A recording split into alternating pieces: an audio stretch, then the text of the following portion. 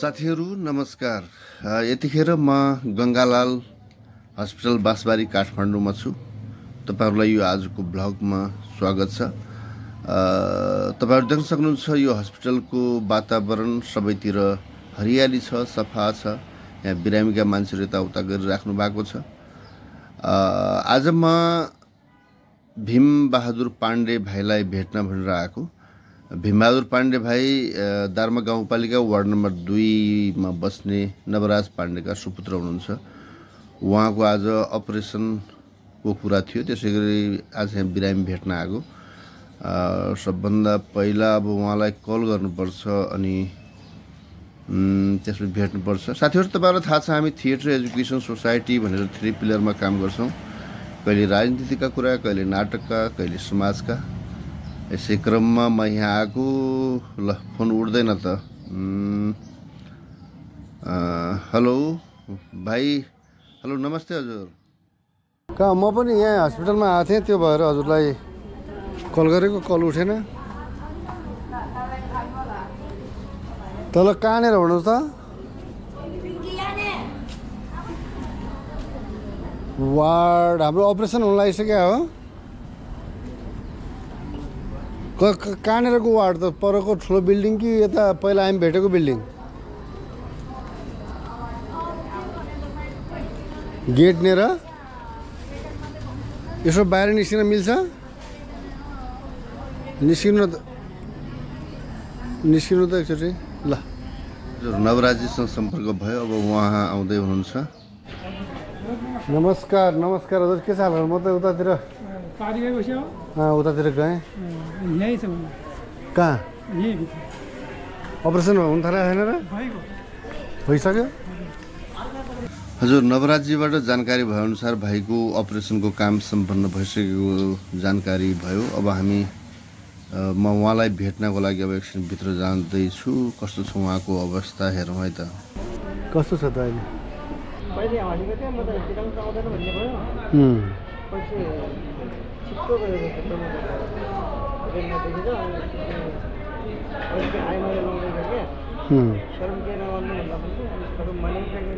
भाइको स्वास्थ्य चाहिँ एकदमै राम्रो रहेछ अनि उहाँलाई अपरेसन गर्दाखेरिको अनुभव उहाँले अलिकति लाज लाग्दो रहेछ भनेर चाहिँ भन्नुभयो। के को लाज? बिरामी उपचार गर्न आएको मान्छे। तर एनीवे भाइसँग एकछिन हामी बस्यौँ, गफ गऱ्यौँ। फेरि यो हस्पिटलभित्र धेरै बेर बस्न पनि नमिल्ने साथीहरू। त्यसपछि मैले यहाँबाट निस्किने निधो पनि गरेँ। ल है टेक केयर, राम्रोसँग गर्नु। म कहाँ जानु? बाहिर जानु है। ल है स्वास्थ्य लाभ कामना है।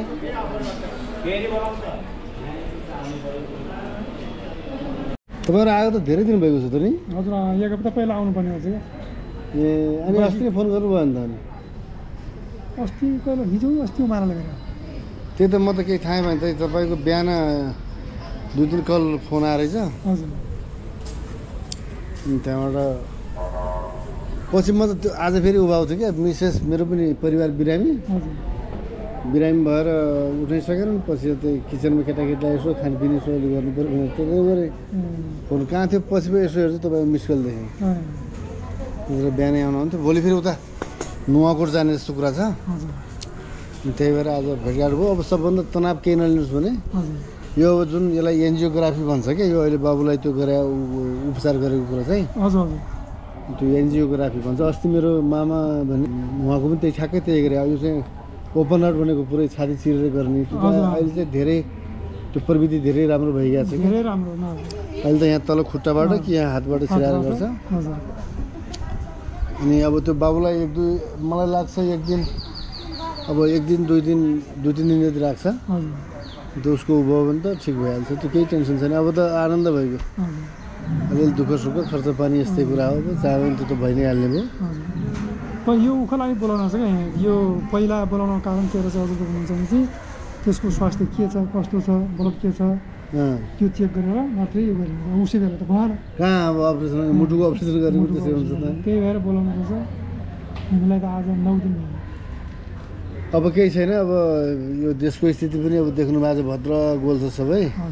सरकार पनि सबै गइयो, कता गइयो, त मार ढुङ्गो भइगयो। सकिएको छ।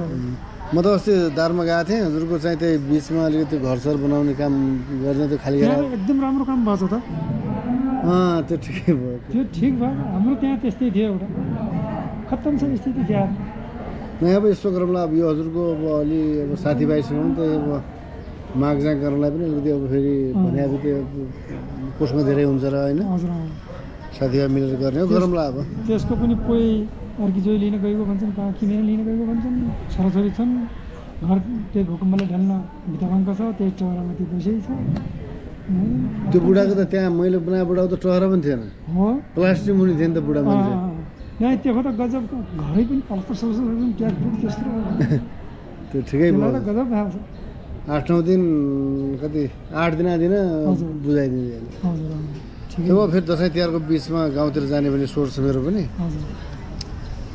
भेटघाट गरौँला बाबुलाई अब अरू केही नातिन हुनु र म भोलि बिहान नुवाकोट जान्छु बेलुका फर्किने हो अनि म फेरि भोलि बेलुका फोन गरौँला कस्तो छ भनेर हजुर हुन्छ त्यो केही गाह्रो पठाल्छ भोलि कि के गर्छ पठाउँदैन पठाउँदैन जस्तो लाग्छ है मलाई त्यो किनभने उत्तरनेरी भएर पठाउँछ कि नत्र मेरो मामालाई त 2-3 दिन राखेको थियो ठिकै छ भाइयो पनि के गर्नु राम्रै भयो अनि अरू त ठिक छ हजुर ठिकै छ ठिक हुनु यस्तै त हो अब हल्का महसुस गर्नु पर्यो अब काम भयो नि त उपचार भएको बाबुको हजुर त्यो भरि त राम्रो भयो अब तन्नेरी मान्छे भोलि चिन्ता धेरै ठुलो चिन्ता थियो क्या फेरि हजुरको यसलाई त 2 पटक भयो क्या पहिला त्यो अस्ति र यो अष्टमी व्रत आएन त्यस्तै यस्तो बाटोमा लड्किने घुटुना यतापट्टि फर्लगा पाट भयो भनेर भाँची पुग्यो कहिले भनेर फेरि नेपालमा लिएँ अस्ति नेपालमा लिएँ त्यसलाई एमआरआई गराएँ अनि 2-4 दिन भइरहेको थियो अलिअलि खोच्याउँदैछ त्यो आज पनि यहाँ के भयो खुट्टु खुन्थ्यो र यस्तो यस्तो भयो यस्तो फ्र्याक्चर भएको छ भन्थ्यो डाक्टरले भने भन्थ्यो पछि त्यसले उहाँको डाक्टरले भन्यो यो ठिकै छ हड्डी गएको छैन बाहिर नसाले ताने आउँछ यो सिधा गरेर राख्नुहोस् केही गर्नु पर्दैन भनेर पठाएको रेस्ट गर्नु पर्यो रेस्ट गर्नु पर्यो अब ठिकै छ अपरेसन भयो अब त्यो उता ओडाको त कागज सायद ल्याउनु भएको थियो होला ल्याएको थियो त्यसले उ गर्ने रहेछ 1 लाख रुपियाँ बराबरको सहुलियत गर्ने रहेछ अनि अब अहिले यतातिर अब अहिले त्यो सरकारले त्यो दिने चाहिँ अब सबैलाई नियमगत रूपमा दिने कुरा भयो क्या अरे यतातिरबाट अरू के यसो कुराकानी गरौँ भन्नलाई अहिले सबै भद्र बोल्छ स्थिति ठिकै छ के सबभन्दा ज्यान तपाईँको ज्यान राम्रो भयो भने अब यसैमा खुसी हुनु पैसा बनाएको कुरा अब पैसा त यस्तै हो आखिर कसलाई के पुगेको छ र कसलाई के भएको छ र हुन्छ स्वास्थ्य लाभ कामना छ अनि हजुरलाई चाहिँ फेरि भेटौँला म त्यहाँ दार्मातिर अब उतातिर गयो भने फेरि त्यसको भेटघाट भइहाल्छ हस् म लाग्छु अहिले ल त्यसलाई खाना लिन खुवाउनु पर्यो हुन्छ ल फेरि भेटौँला ल नमस्कार हजुर नमस्कार हजुर साथीहरू भीमबहादुर भाइको बुवा नवराजीसँगको सानो भलाकुसारीपछि अब म पनि फर्किने विचार गरेँ अहिले भीमबहादुर भाइको स्वास्थ्य राम्रो भएको अनि उहाँहरूको अपरेसन पनि सम्पन्न भइसकेको खबर सुन्दाखेरि एकदम खुसी लाग्यो यो गङ्गालाल हस्पिटलको परिसर साथीहरू तपाईँहरूलाई आजको यो हाम्रो प्रस्तुति कस्तो लाग्यो मन पर्यो भने लाइक शेयर र कमेन्ट गर्न बिर्सिनु होला अर्को भिडियोमा अर्को सन्दर्भमा फेरि भेटौँला नमस्ते बाई बाई